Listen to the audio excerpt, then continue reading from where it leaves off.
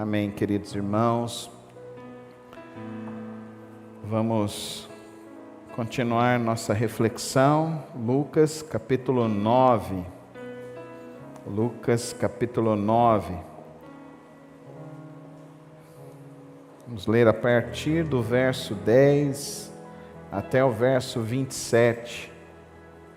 Lucas capítulo 9, a partir do verso 10 até o verso 27. Abra sua Bíblia, permaneça com ela aberta, para estudarmos a palavra do Senhor nesta manhã.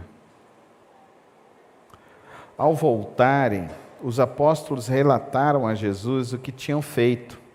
Então ele os tomou consigo e retiraram-se para uma cidade chamada Betsaida. Mas as multidões ficaram sabendo e o seguiram. Ele as acolheu e falava-lhes acerca do reino de Deus, e curava os que precisavam de cura. Ao fim da tarde, os 12 aproximaram-se dele e disseram: manda embora a multidão para que eles possam ir aos campos vizinhos e aos povoados, e encontrem comida e pousada, porque aqui estamos em lugar deserto. Ele, porém, respondeu: deem-lhes vocês algo para comer. Eles disseram: temos apenas 5 pães e 2 peixes, a menos que compremos alimento para toda essa multidão. Estavam ali cerca de 5.000 homens. Mas ele disse aos seus discípulos: façam-nos sentar-se em grupos de 50. Os discípulos assim fizeram, e todos se assentaram. Tomando os 5 pães e os 2 peixes, e olhando para o céu, deu graça e os partiu. Em seguida, entregou aos discípulos para que os servissem ao povo. Todos comeram e ficaram satisfeitos, e os discípulos recolheram 12 cestos cheios de pedaços que sobraram. Certa vez, Jesus estava orando em particular, e com ele estavam os seus discípulos. Então lhes perguntou: quem as multidões dizem que eu sou? Eles responderam: alguns dizem que és João Batista, outros Elias, e ainda outros que és um dos profetas do passado que ressuscitou. E vocês, o que dizem? Perguntou. Quem vocês dizem que sou eu? Pedro respondeu: o Cristo de Deus. Jesus os advertiu severamente que não contassem isso a ninguém, e disse: é necessário que o Filho do Homem sofra muitas coisas e seja rejeitado pelos líderes religiosos, pelos chefes dos sacerdotes e pelos mestres da lei. Seja morto e ressuscite no terceiro dia. Jesus dizia a todos: se alguém quiser acompanhar-me, negue-se a si mesmo. Tome diariamente a sua cruz e siga-me. Pois quem quiser salvar a sua vida, a perderá. Mas quem perder a sua vida por minha causa, este a salvará. Pois que adianta ao homem ganhar o mundo inteiro e perder-se ao destruir a si mesmo? Se alguém se envergonhar de mim e das minhas palavras, o Filho do Homem se envergonhará dele, quando vier em sua glória e na glória do Pai e dos santos anjos. Garanto-lhes que alguns que aqui se acham, de modo nenhum experimentarão a morte antes de verem o reino de Deus. Senhor, nós pedimos que Tua palavra, ó Deus, venha de encontro a cada coração, a cada necessidade nesta manhã. Peço a Deus que o Senhor nos dê graça para compreender os Teus propósitos, compreender a Tua vontade, para que assim, ó Deus, a Tua palavra possa nos corrigir ao Teu querer, nos corrigir ao nosso viver, e possamos assim, ó Deus, experimentar sempre da Tua vontade e do Teu agir sobre nós. Toma as nossas vidas nesta manhã, em nome de Jesus. Amém. Vimos semana passada Jesus enviando esses 12, e esses 12 indo a vários locais, pregando o Evangelho, e nós vamos ter os relatos paralelos, principalmente em Mateus, que fala que eles, ao voltarem, relataram ao Senhor Jesus que os demônios os obedeciam, os paralíticos e os coxos andavam, e os cegos e mudos vinham e ouviam. Então nós vemos então que Deus estava agindo através desses 12. Agora, o texto que nós estamos estudando é Lucas. É importante que eu e você compreendamos que Lucas foi escrito por volta do ano 60 a 70 depois de Cristo. E é preciso que eu e você entendamos algumas coisas que estão acontecendo na igreja depois desse episódio, depois da morte e ascensão do Senhor Jesus Cristo. A igreja começou a ser acometida de 3 grandes heresias nessa época. Uma das heresias, talvez quase todos aqui conhecem, é o gnosticismo, que eles achavam que Jesus Cristo não era de fato uma pessoa, mas era como se fosse um ser angelical. E aqui nós vemos então essa preocupação de Lucas nos dizendo que o Cristo que veio, esse Jesus Cristo, ele também pôde fazer milagres e pôde também ser reconhecido pelos seus discípulos. Nós vimos no texto anterior da semana passada, que até Herodes, aquele que mandou assassinar João Batista, esse Herodes também ouviu falar de Jesus e ficou preocupado com isso. Essa seita, então, que está afligindo a igreja, atacando a igreja, está diminuindo a pessoa de Jesus, o gnosticismo. Mas também havia uma segunda seita, os ebionistas. Os ebionistas, eles achavam que Jesus era essa pessoa aqui, esse profeta que ressuscitou do passado. Ele não era de fato o Messias. Então ele era como se fosse uma figura de Elias ou Eliseu. Ele não era de fato Jesus Cristo o Messias, os ebionistas. Com isso também nós vemos que há uma diminuição da figura de Jesus Cristo na igreja daquela época, em que Lucas está escrevendo seu evangelho e está escrevendo posteriormente o livro de Atos. Mas tem uma terceira seita que está enfronhada no meio da igreja, o arianismo. E o arianismo acreditava simplesmente que Jesus, ele foi um homem comum, normal, e que os discípulos colocaram sobre ele uma figura divina. Uma figura muito interessante que a gente pode ver dessas manifestações dessas seitas é o que a gente vê, por exemplo, naquele filme O Código da Vinci.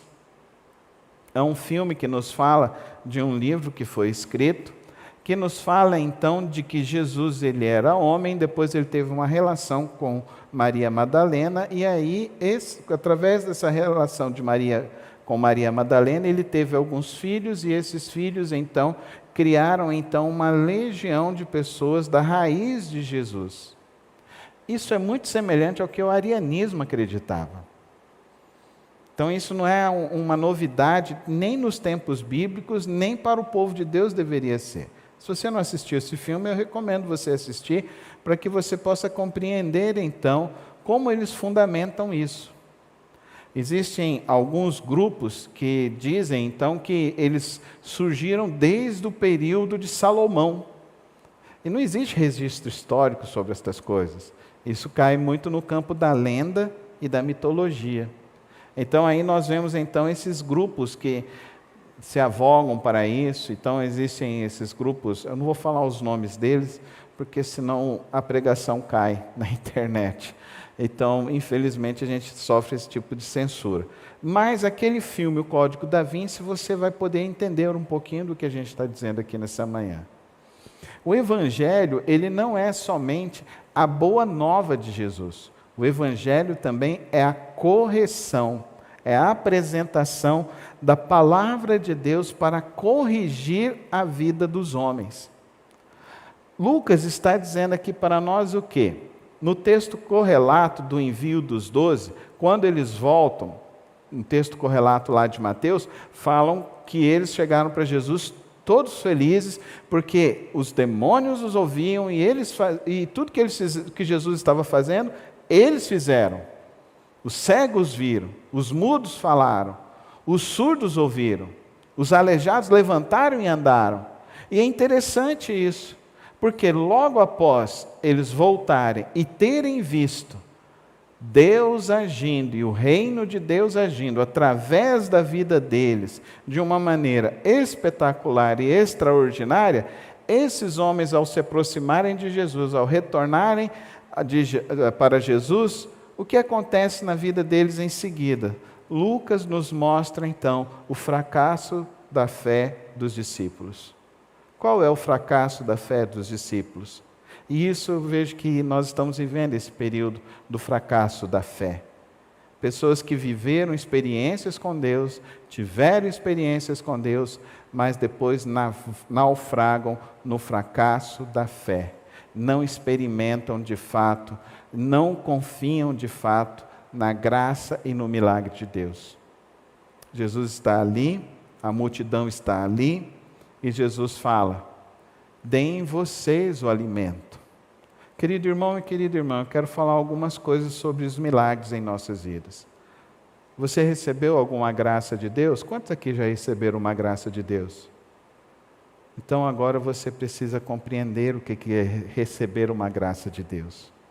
Você não pode fracassar na sua fé. Se você recebeu uma bênção de Deus, se você reconhece uma visita extraordinária de Deus, você não pode incorrer nesse perigo dos discípulos. O que os discípulos falaram? A gente não tem condição. Tem muitos crentes que estão vivendo assim.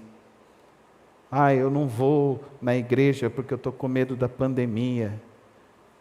Eu não vou na igreja porque agora está pela internet, então eu posso assistir o culto pela internet. O fracasso da fé. Tem muitos crentes que estão naufragando na sua fé, na sua vida com Deus. Esses discípulos naufragaram. Eles viram Deus agir, expulsaram os demônios. Viram Deus agir, deram vista aos cegos. Viram Deus agir, os mudos falaram.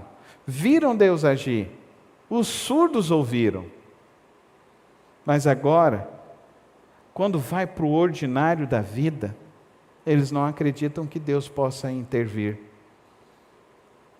Muitas pessoas estão vivendo assim, angustiadas com as contas que têm para pagar, preocupadas com as coisas que têm para fazer e estão naufragando na fé.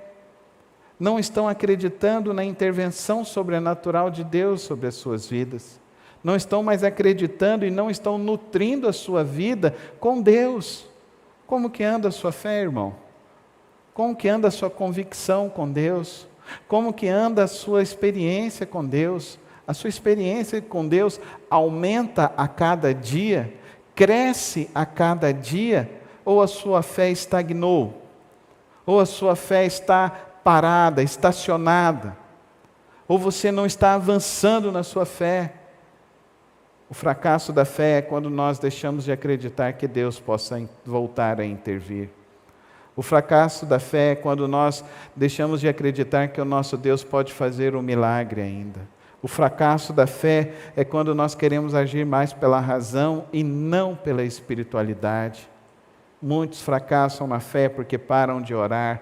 Muitos fracassam na fé porque param de meditar na palavra de Deus. Muitos fracassam na fé porque deixam, inclusive, de contribuir para a obra do Senhor. Muitos fracassam na fé porque deixam, inclusive, de se entender como partícipes do reino de Deus, como pessoas que estão para ser a manifestação de Deus no mundo e deixam, então, de ser essa manifestação de Deus no mundo. Começam a viver a sua vida dentro de uma rotina normal da vida. Quantos crentes nós estamos vivendo hoje em dia? Acreditam muito mais numa vacina do que acreditam no cuidado e na provisão de Deus. É muito triste vivermos esses dias e vermos a fé de muitos e muitos crentes naufragarem. e vermos a fé de muitos e muitos crentes não avançarem em confiança com Deus. Como que está a sua fé, querido irmão? Você acha que Deus não pode alimentar uma multidão de 5.000 homens, mais 5.000 mulheres, mais quantas e quantas crianças ali, 15.000 pessoas? Você acha que Deus não pode intervir? Você acha que Deus não pode fazer um milagre? Mas Deus pode fazer um milagre, amém, irmãos? Para não naufragarmos na fé, o Senhor Jesus faz 3 coisas muito importantes que eu e você precisamos nutrir em nossas vidas. A primeira delas, orar. Se você está sem uma vida de oração, e quando eu digo vida de oração, querido irmão, é você ter pelo menos 15 minutos de oração. Pelo menos 15 minutos de oração. Eu conheço pessoas que nem crentes são e conseguem ficar 2 horas orando, em oração. Já dizia o falecido pastor batista da Escola Bíblica do Ar, pastor Davi Gomes, ele falava isso pela Escola Bíblica do Ar, que foi um programa conhecido em todas as rádios brasileiras, e ele falava assim, que se a igreja realmente orasse, milagres aconteceriam diariamente no meio do povo brasileiro. Ele começou uma igreja no centro do Rio de Janeiro, e essa igreja que ele começou, ele tinha uma visão, que ela fosse aberta 7 dias da semana, 24 horas por dia. Essa igreja ficou aberta por 7 anos, que foi um grande período do ministério do pastor Davi Gomes. Se você não leu e não conheceu, eu recomendo você ler a biografia do querido, falecido pastor Davi Gomes, um ícone dentre os batistas, um ícone da palavra de Deus. Quando ninguém acreditava que poderia ter rádio, crentes falando nas rádios, ele começou isso no início da década de 60. E os programas dele perduraram por mais de 30 anos. Até hoje, existem rádios que tocam o programa da Escola Bíblica do Ar. Querido irmão, nós fracassamos e naufragamos em nossa fé quando nós não cremos que Deus pode intervir sobre nossas vidas, tanto no ordinário quanto no extraordinário. Não vive como alguém que não experimentou de Cristo. Não viva como alguém que não entende quem é o Deus a quem você serve. Nós acabamos de cantar, Tu és o Deus da minha salvação. Como que você está a sua vida de oração, querido irmão? Antes de almoçar, antes de fazer as refeições, você tem o hábito de orar na sua casa? Antes de dormir, você tem o hábito de agradecer o seu dia? Ao acordar, você tem o hábito de consagrar o seu dia a Deus? Queridos irmãos, não adianta ver milagres se isso não mudar a sua rotina, se isso não mudar a sua vida e se isso não te levar a viver uma vida espiritual com Deus. A segunda coisa que Cristo diz aqui para os seus discípulos: o que vocês têm? O que vocês têm? Eles tinham 3 pães, 5 pães e 2 peixinhos. Deus não precisa de muito para fazer um milagre em nossas vidas. Ele falou que precisaríamos apenas de uma fé do tamanho de um grão de mostarda. Se tivéssemos uma fé assim. Sabe qual é o nosso problema, queridos irmãos? É que a nossa fé não dura. A nossa fé não dura. A nossa fé, muitas vezes, a gente passa daquela porta, ela já acabou. A gente já coloca a nossa vida para o dia a dia e vamos fracassar. Vamos fracassar no reino de Deus. Vamos fracassar em nossas vidas. O Senhor Jesus pega e usa o que esses discípulos têm. Queridos irmãos, Deus quer usar o que eu e você temos. Deus quer usar a nossa vida como somos. Ele quer usar para a honra e glória dEle. Ele quer usar para que essa igreja e a nossa igreja, e o reino de Deus cresça e avance. Mas como vai avançar se muitas vezes nós estamos fracassando em nossa fé? Outra coisa que é interessante, que Jesus divide esse povo, o povo senta e sobra. E o que acontece com a sobra? Joga-se fora? Não, querido irmão. Aqui eu acredito que já vem a visão de reciclagem que hoje no mundo se tornou tão tão natural hoje, todo mundo se fala de reciclagem, está aqui. Não jogue fora. Não jogue fora o que você tem, não jogue fora as coisas que Deus tem te dado. Talvez não está servindo na sua casa, mas, queridos irmãos, é incrível as histórias que nós ouvimos quando nós entregamos uma cesta básica, entregamos roupas, entregamos um berço. Quantos berços foram doados para essa igreja e chegaram na casa de pessoas que não tinham nem o berço para receber os seus filhos? Não ache que o que está sobrando para você não serve para outros, serve e serve para muitas pessoas. Se nós como igreja entendêssemos isso, nós poderíamos ser agência de socorro para multidões de pessoas, e nós precisamos fazer isso. No próximo domingo você tem a oportunidade, nós vamos ter a ceia pela manhã e à noite. Traga uma cesta básica, talvez traga as roupas que estão sobrando, sapatos que estão sobrando, roupas de cama, o seu enxoval de que você tem na sua casa. Traga, existam em outras famílias que vai poder ser bênção para outras famílias, para outros lugares. Nós mandamos esse mês lá para o Ministério Pão e Vida 7 cestas e mandamos várias roupas, e foram roupas com crianças. O pastor Luiz Aurélio me disse que chegou lá em um dos internos, ia nascer uma criança e estava sem enxoval. As roupinhas chegaram na hora que precisava. Amém, irmãos? Deus nunca está te dando a mais para você acumular, guardar e extraviar. Deus está te dando a mais para você abençoar vidas. Amém, irmãos? Aí chega a segunda parte desse texto. Jesus pergunta para os discípulos: quem que vocês acham que eu sou? Os discípulos falam, uns falam que o Senhor é João, outros falam que o Senhor é Elias. Mas e vocês? Quem vocês falam que eu sou? A nossa fé fracassa quando nós não conhecemos a pessoa de Jesus Cristo. Quando nós não conseguimos dizer quem é Jesus para nós. Quem é Jesus para você? Quem é Jesus Cristo para você? Na sua vida, quem é Jesus Cristo? Pedro teve a coragem de dizer: tu és o Cristo de Deus, o Cristo do Deus vivo, tu és a promessa, o Messias. Você sabe qual é essa implicação desse texto? É que Lucas tem um único interesse: destruir todas as heresias que estavam circulando durante a igreja. Nesse período que é a igreja, ele estava querendo destruir todo o pensamento gnóstico, todo o pensamento ebionista, todo o pensamento arianista. Ele estava querendo tirar da visão daquelas pessoas que estavam na igreja toda a visão errada de Jesus Cristo. Eu quero te dizer uma coisa, querido irmão, a nossa fé vai fracassar se nós de fato não sabemos dizer quem é Jesus Cristo. Se nós de fato não sabemos dar razão à nossa vida com Deus, razão à nossa experiência com Deus. Quem é Jesus para você? O que Jesus Cristo representa na tua vida? E aqui Jesus nos mostra aqui para os discípulos algumas coisas muito importantes.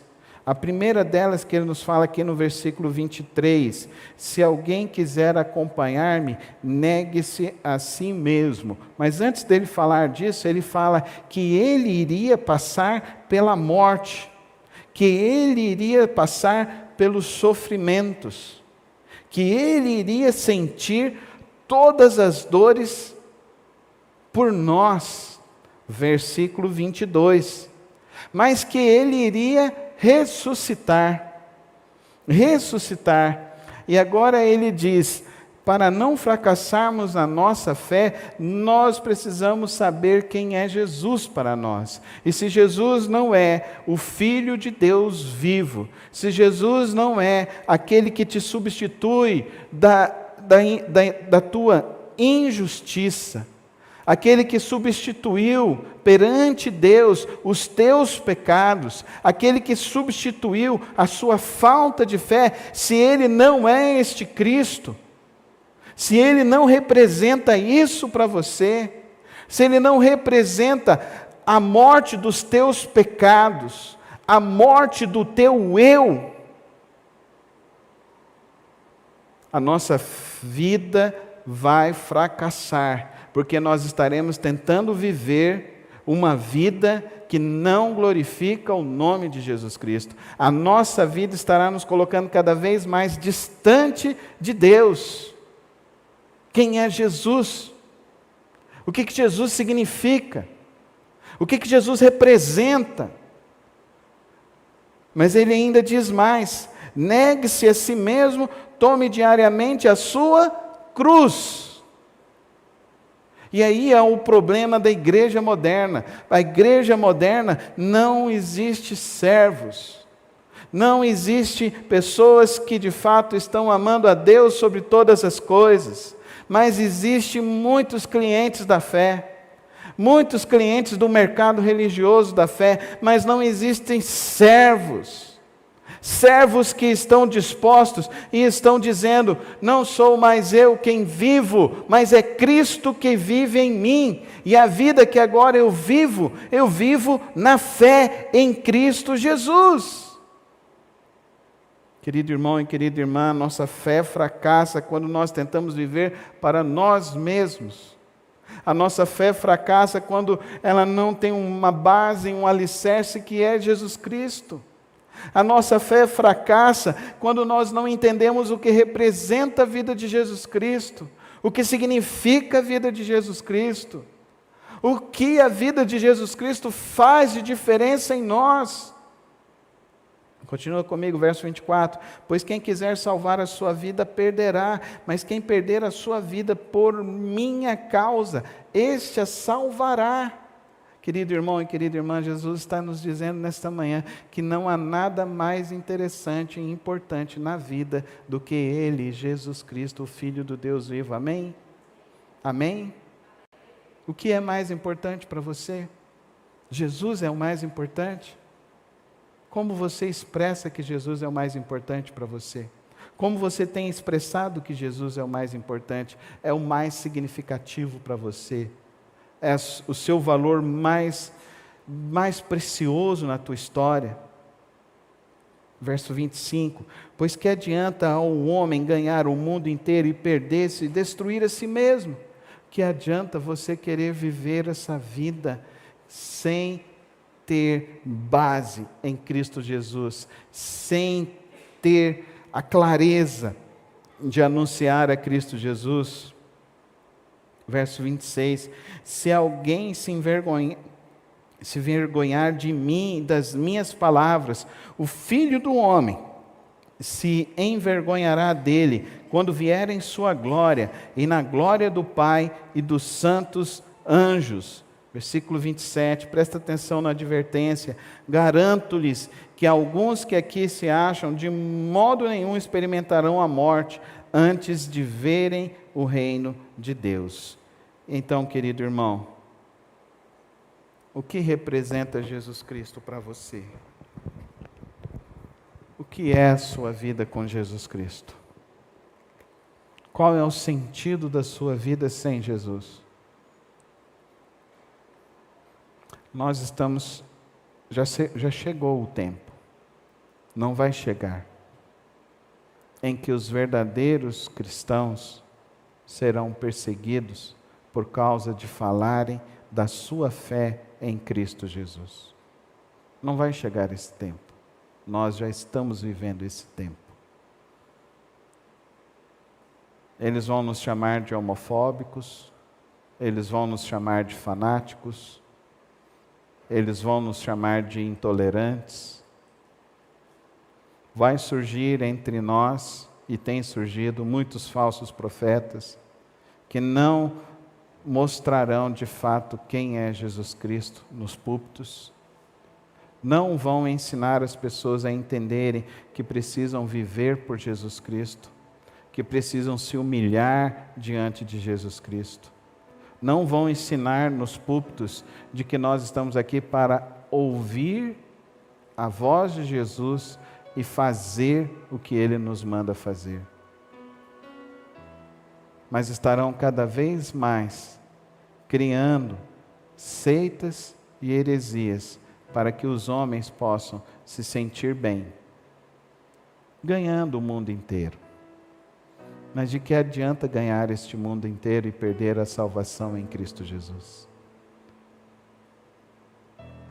A nossa missão como igreja é anunciar Jesus Cristo, é fortalecer a sua fé em Cristo Jesus, para que quando chegar ao tempo da escassez, ao tempo da dificuldade, você saiba que o Filho de Deus vivo, Ele age poderosamente, Ele faz milagres, Ele multiplica os pães, Ele não deixa faltar o pão na tua casa, nem na tua mesa. A nossa missão como Jesus Cristo, como filhos de Jesus Cristo, é sermos representantes dEle, porta-voz da verdade dEle, do reino dEle, anunciar a Cristo Jesus a tempo e fora de tempo. O meu Redentor vive e eu sei que Ele voltará. E quando Ele voltar, eu estarei com Ele nas mansões celestiais. Eu sei que o meu Redentor vive. Eu sei que o meu Redentor pagou o preço dos meus pecados. E por isso eu confessei a eles diante do trono da graça de Deus, porque eu sei que o meu Redentor vive. Ele me salvou dos meus pecados. Ele não me salvou simplesmente de um mal-estar que eu sinto de vez em quando. Ele me salvou da minha condenação do meu pecado, que era morrer e ficar longe de Deus. O meu Redentor vive, porque Ele carregou sobre si todas as minhas culpas, todas as minhas celeumas, todas as minhas dificuldades, todos os meus pecados. E Ele me colocou no reino de Deus, diante do reino do Senhor. Eu sei que o meu Redentor vive, porque eu quero servir a Ele todos os dias da minha vida. Não importa se não tiver ninguém mais ao meu lado para servir ao meu Redentor. O que importa é se eu estarei disposto a servir ao meu Redentor. Você, querido irmão, está disposto a servir ao teu Redentor, Jesus Cristo, o Filho de Deus? Você tem estado disposto verdadeiramente a dedicar a sua vida, os seus melhores talentos, o seu melhor tempo, dedicar toda a tua lista de contatos para que o seu Redentor seja anunciado, para que Jesus Cristo seja adorado em todos os lugares aonde você for? Ah, queridos irmãos, a minha oração nesta manhã é que Deus levante homens e mulheres que adorem a Jesus Cristo, o Filho do Deus vivo, e queiram de fato viver para Ele, para Ele. Certa feita eu ouvi um pregador dizendo assim: tem muito crente que fala que com Jesus nós somos livres. E ele virou e falou assim: eu quero falar justamente ao contrário. Em Jesus você é livre do pecado, mas você se torna servo e escravo do Deus vivo. Porque quem é servo e escravo do Deus vivo faz a boa, perfeita e agradável vontade de Deus. Amém, irmãos? Não existe prazer maior do que fazer a boa, perfeita e agradável vontade de Deus. Feche os teus olhos, coloque a sua vida diante de Jesus Cristo e diga a Ele que Ele é o teu Redentor. Diga a Ele nesta manhã que Ele é o teu Senhor e que você viverá para Ele todos os dias da sua vida. Não vamos fracassar em nossa fé, irmão. Não vamos fracassar em nossa corrida espiritual, em nossa jornada, em nossa peregrinação. Vamos, queridos irmãos, vamos viver de fé em Cristo Jesus. Vamos confiar plenamente em Cristo Jesus. vamos amá-lo de todo o nosso coração, com todas as nossas forças, vamos amá-lo, vamos anunciá-lo, vamos declarar que Ele é o nosso único e suficiente Salvador. Coloca a tua vida nas mãos do Senhor Jesus. Faz um compromisso com Ele de viver para Ele e de amá-lo todos os dias da sua vida. Se você, nesta manhã, colocou a sua vida nas mãos dEle, fique em pé, eu quero orar por você nesta hora. Eu já estou aqui, dizendo: Senhor Jesus, eu quero te servir todos os dias da minha vida. E assim, ó Deus, eu quero colocar, ó Deus, os teus filhos, que nesta manhã, ó Pai querido, que dizem que querem te servir todos os dias de suas vidas. Que nesta manhã, ó Deus, o Senhor venha abrir o nosso entendimento. Venha tirar de nós, ó Deus, tudo aquilo que prejudica o nosso viver com o Senhor. Que o teu Santo Espírito tenha liberdade de corrigir as nossas vidas. E que nós, ó Deus, possamos realmente e verdadeiramente viver para o Senhor todos os dias de nossas vidas. Torna esta igreja, ó Deus, com verdadeiros discípulos do Senhor. Homens e mulheres, ó Deus, que te amam com todo o coração, com toda a força, com toda a dedicação ao Senhor, ó Pai. Quebra, ó Deus, todos os vícios, quebra, ó Deus, todas aquelas falsos ensinos, ó Deus, que tentam colocar o teu povo numa letargia, numa passividade diante do teu reino. Acorda o teu povo, ó Pai querido, aviva a tua igreja, ó Pai celeste, corrige em nós, ó Deus, a nossa visão, as nossas crenças, os nossos valores em relação àquilo que Tu és, em relação àquilo que Tu viveste, e que nós, ó Deus, realmente possamos, ó Deus, Te adorar e Te anunciar a Tua causa, anunciar o Teu Evangelho todos os dias de nossas vidas. É assim que eu oro ao Senhor, no precioso nome de Cristo Jesus. Amém e amém.